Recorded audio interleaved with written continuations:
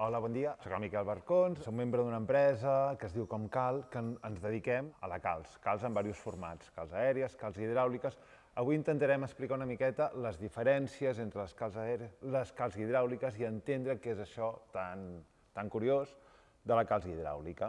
Per posar-nos en antecedents, jo vinc d'una família de caleros. Els meus besavis ja es dedicaven a cremar pedra caliça i a partir d'aquesta calç viva fèiem morters i fèiem productes varios. És a dir, portem una tradició familiar vinculada a les canteres de calç i a la producció de calç. Nosaltres hem agafat una línia que és començar a elaborar productes més pensats per la construcció i sobretot intentar posar tot aquest sector una mica al dia.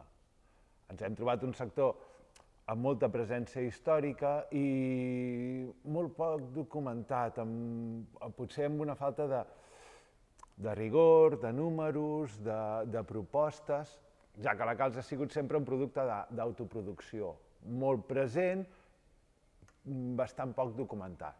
Tot arranca aquí, carbonat càlcic. En aquest cas, quan parlem de calç aèries, és un carbonat càlcic amb una puresa del pràcticament 100%, 98-99% d'aquesta pedra caliça és carbonat càlcic. Calç hidràulica, que arribarem dintre d'un moment, són unes pedres on el seu contingut de calç és un 80%, més o menys, i hi ha un 20% d'argiles, aluminats, silicats, ferrites, bàsicament aluminats i silicats. Quan cremem una pedra caliça, una pedra d'una cantera, aquesta en concret és una cantera del Garraf, som terra de calç, per tant, és un recurs bàsic, senzill i molt evident. Això ha fet que al Mediterrani, en general, la presència de la calç sigui molt evident. Per què? Doncs bàsicament perquè és el que teníem al terra. Per tant, és el més fàcil de produir i de treballar. Quan cremem aquesta pedra caliça, tenim calç viva. La calç viva que nosaltres utilitzem és una calç micronitzada amb pols. Es pot utilitzar amb terrós o es pot utilitzar amb pols. Aquí podem fer dues coses, hidratar-la i en faríem hidròxid, o el que hem fet històricament, pasta de calç. Submergir-la, fer una immersió d'aquesta calç viva i deixar-la madurar uns mesos. Això normalment és l'última pell de les construccions del nostre entorn. El modernisme, una esgrafia de modernisme, al final és un treball a partir d'aquesta pasta de calç.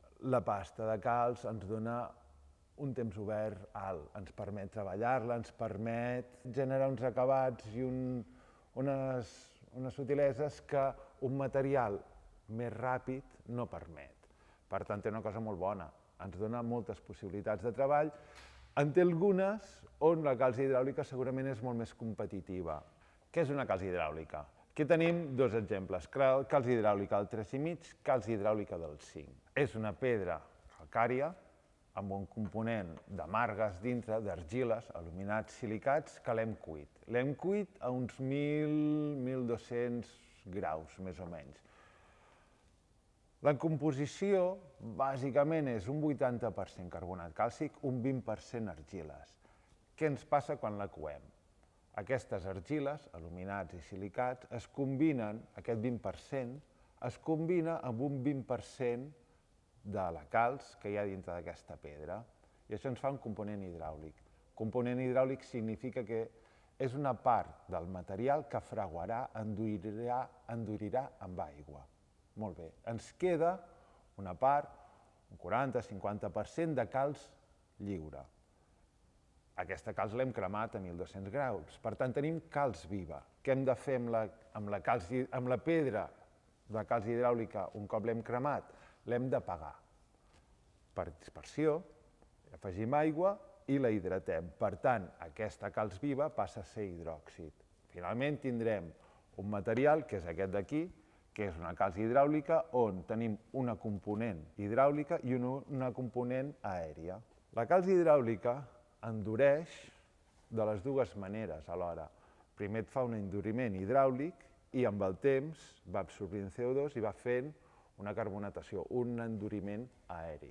És la diferència que hi ha entre el ciment i la diferència que hi ha entre una calç aèria. Una calç aèria endureix 100% absorbint CO2, és un enduriment aeri.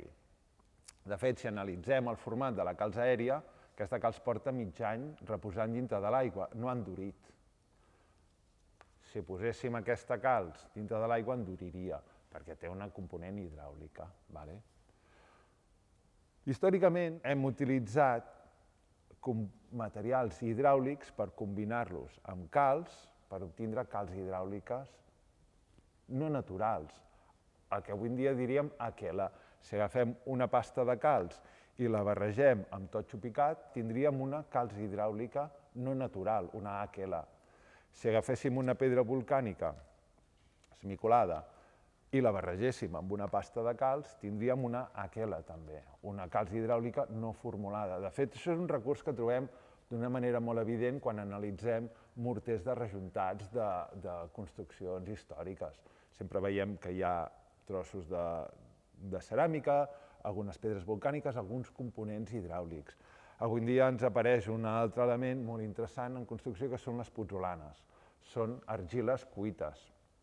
Si agafem un metacaolí, una argila cuita a 600 graus i la barregem amb pasta de calç, tindrem una calç hidràulica no natural, una aquela. Hi ha un altre producte que el trobem a la natura. De fet, això ho podem trobar per separat o ho podrem trobar juntament amb una pedra a la natura. I això en diem calç hidràulica. És un material natural i és un material que ens permet unes solucions on la calç aèria segurament no és prou competitiva. Si hem de treballar amb gruixos de morters gairals, si hem de rejuntar pedra, per tant li demanem una presa ràpida, un fraguat realment ràpid, una calç hidràulica serà molt més competitiva que una calç aèria. Si hem de fer un enfoscat, possiblement sigui més competitiu fer-lo de calç hidràulica que de calç aèria. Si hem d'arribar a fer un formigó, podem arribar a fer formigons aquest, per exemple, és un formigó que arriba fins a 18 megapascals, ens ha arribat aquest. Això fer un calç aèria és pràcticament impossible. Aquí la calç hidràulica realment és competitiva. A l'hora de formular morters, nosaltres ens hem trobat amb dues opcions. Formular morters a partir de calç aèries, formular morters a partir de calç hidràuliques. Entenem que les dues opcions són bones i cada una té unes propietats que la fan òptima per un tipus de solucions. A l'hora de formular morters per enfoscar o morters una miqueta més tècnics o morters, per exemple, que tenen conflictes d'humitats. Humitats per capil·laritats, humitats per sal.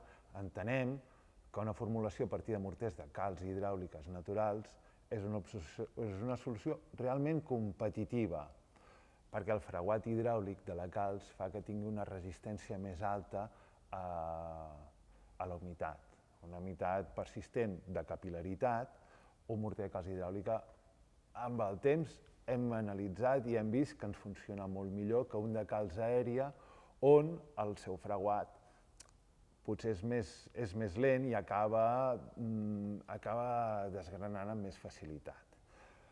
Per fer una formulació de morter de calç hidràulica tenim les dues opcions, calç hidràulica al 3,5, calç hidràulica al 5. La diferència bàsica és la velocitat de fraguat. La calç hidràulica al 5 ja hem dit que conté més argiles cuites, per tant, la velocitat a la que fragua és més alta. Aquests segurament ens serviran des de fer un formigó fins a un morter de rejuntat, morters que necessitem més resistència. Per exemple, estem comercialitzant un morter de suro. El suro és un agregat molt tou, per tant ja necessitem nosaltres d'entrada una calç que ens doni aquesta duresa que el suro treu en el sistema. Per tant, fer un morter de calç d'aïllament de suro, hem pensat que l'òptim és treballar-ho amb una calç hidràulica al 5. Per fer un morter d'enfoscat en una restauració o per una masia, per exemple, l'òptim hem pensat que és treballar amb una calç hidràulica al 3,5 barrejat amb una arenilla de marbre. O una solució convencional en obra podria ser agafar una sorra de riu, 0,4, rentada, barrejada amb una calç hidràulica. Proporcions. Les proporcions no hi ha massa res escrit, però les proporcions estàndards de les que partiríem serien entre 2 i 3 volums d'àrid per un de calç. És un morter d'enfoscat bàsic. I els tamanys dels àrids i les proporcions ens donen molt el tipus de solució. Amb àrids podem treballar des de micronitzats de marbre per fer coses molt fines, jabelgues o pintures, fins a àrids molt més gruixuts per fer formigons, o àrids molt tècnics o agregats tècnics, com podria ser una viruta de suro. El sector de la calç està recollit sota una normativa. Hi ha una UNE, la 459-1, que pretén recollir els diferents tipus de calç i les propietats que han de tindre i la nomenclatura que ha de tindre aquestes calç.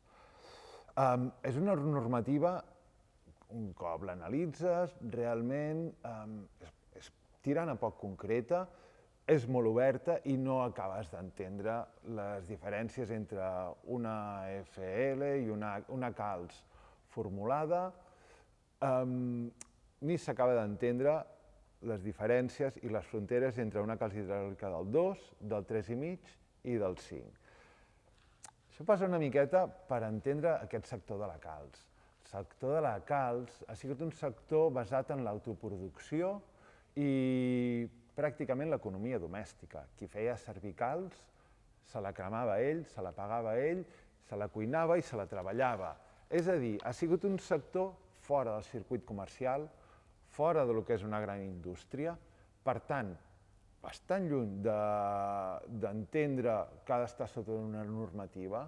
De fet, els caleros que han treballat, o els estucadors que han treballat sempre a la calç, ni se'ls ha corregut llegir-se una normativa.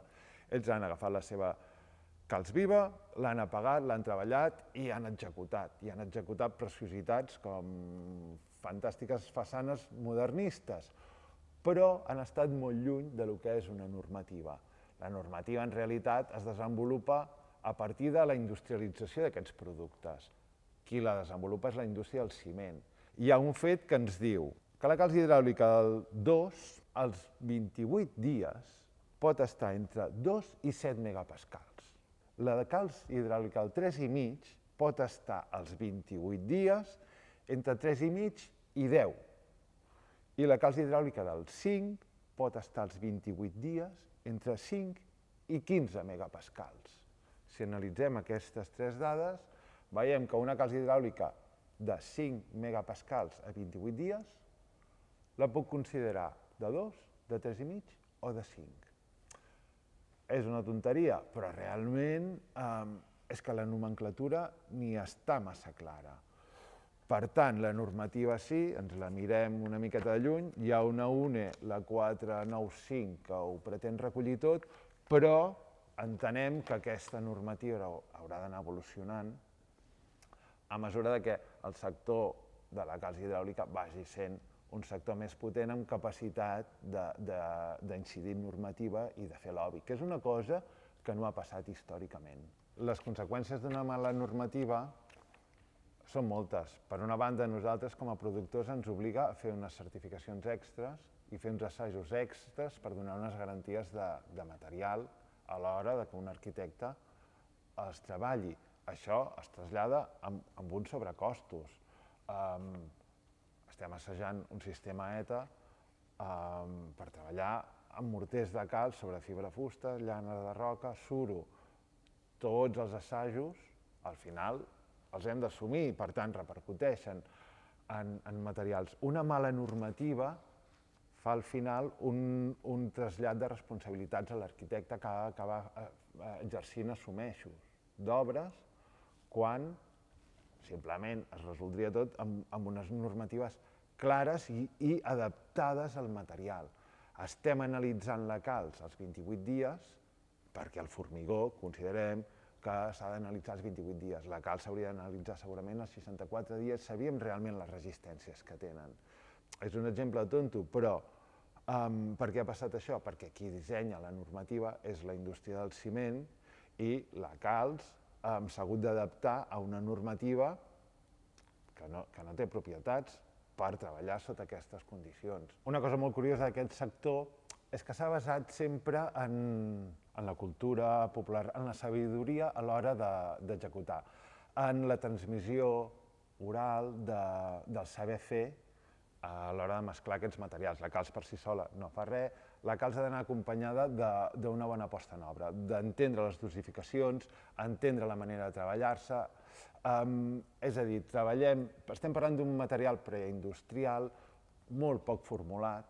Avui en dia comencem a trobar morters formulats de calç, però venim d'una cultura molt interessant, on les formulacions s'han fet a peu d'obra, amb tots els matisos, totes les variants, i on realment hi ha hagut molta sabidoria d'obra, molt coneixement en obra.